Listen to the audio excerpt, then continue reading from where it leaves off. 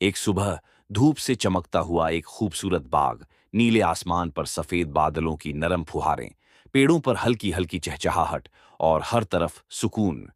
उसी बाग में एक नकाबपोश व्यक्ति दाखिल हुआ। लंबा चोला, चेहरे पर नकाब, लिबास बिल्कुल दरवेशों जैसा।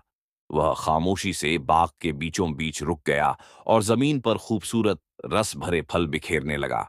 करीब ही एक पेड़ पर एक तोता और एक तोती बैठे थे। तोती ने गौर से उस मंजर को देखा और कहा, यह सब कुछ अजीब है।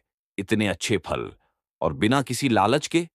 तोता मुस्कुराया और बोला, हो सकता है कोई वली हो, हमें आजमा रहा हो। तोता धीरे से नीचे उतरा और फलों की तरफ बढ़ा।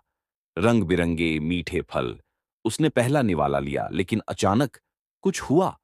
वही नकाबपोश व्यक्ति अपनी चादर के नीचे से एक छुपी हुई बंदूक निकालता है और एक लम्हे में तोते पर गोली चला देता है। तोता जख्मी होकर जमीन पर गिर पड़ता है। तोती चीख उठती है, उसके पंखों में एक सिहरन सी दौड़ जाती है। वह आंखों में आंसू लिए उड़ती है और दूर एक ऊंचे पेड़ पर बैठे एक बुजुर्ग अकाब के पास पहुंचती है।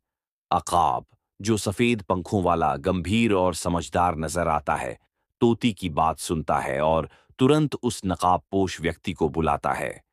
अकाब की गहरी आवाज गूंजती है, क्या तुमने धोखे से तोते को मारा है? वह व्यक्ति गर्दन ऊंची करता है और बिना किसी शर्मिंदगी के कहता है, हाँ, मैं शिकारी हूं। तोती आंखों में आंसू लिए कहती है, तो कम से कम सच्चाई से शिकार करो। वलियों जैसा लिबास पहनकर धोखा देना बंद करो। अक्काब खामोशी से उसकी तरफ देखता है और फिर शिकारी से मुखातिब होकर कहता है, नेकी का चोला ओढ़कर फरेब देना, ये सबसे घिनौना गुनाह है।